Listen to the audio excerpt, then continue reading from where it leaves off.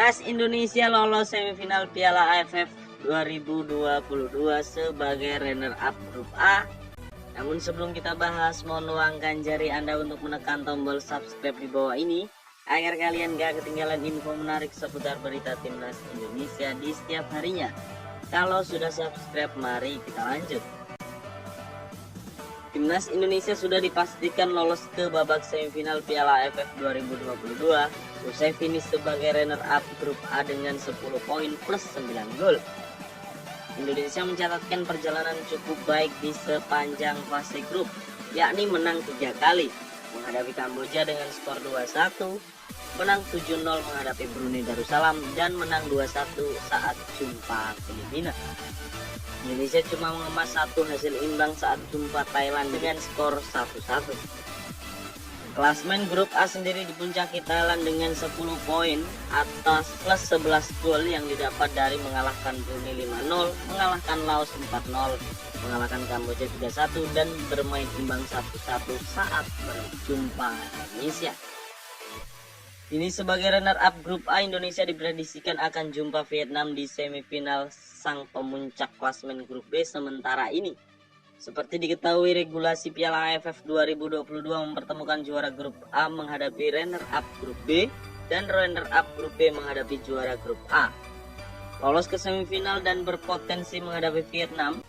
Melawan Vietnam di semifinal Piala AFF 2022, Timnas Indonesia dipastikan menghadapi Vietnam di babak semifinal Piala AFF 2022 setelah tim berjuluk The Golden Warrior memuncaki klasmen akhir grup B.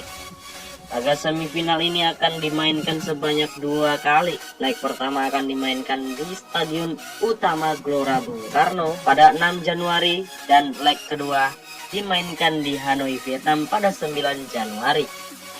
Dan menghadapi laga berat itu, tiba-tiba 4 kabar gembira ini hampiri Timnas Indonesia dengan uraiannya sebagai berikut.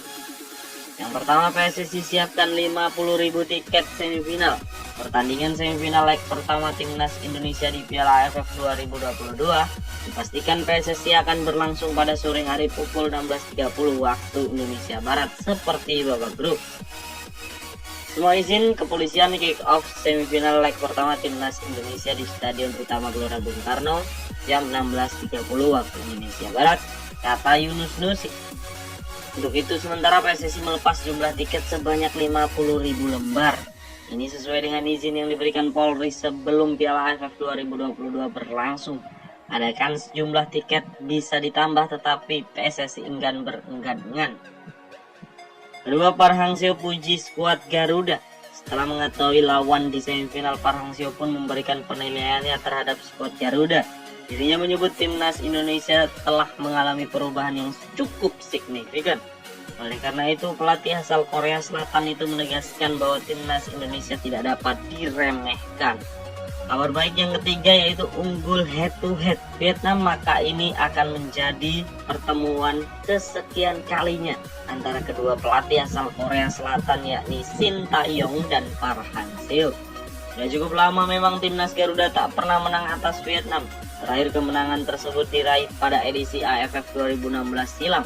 Namun berdasarkan data dari 11 versus 11, Timnas Indonesia dan Vietnam telah 25 kali bersuai di seluruh ajang. Dari jumlah tersebut, Timnas Indonesia unggul atas The Golden Warrior dengan meraih 8 kemenangan, 10 hasil imbang dan menelan 7 kekalahan. Tangan berkas Sain Patinama.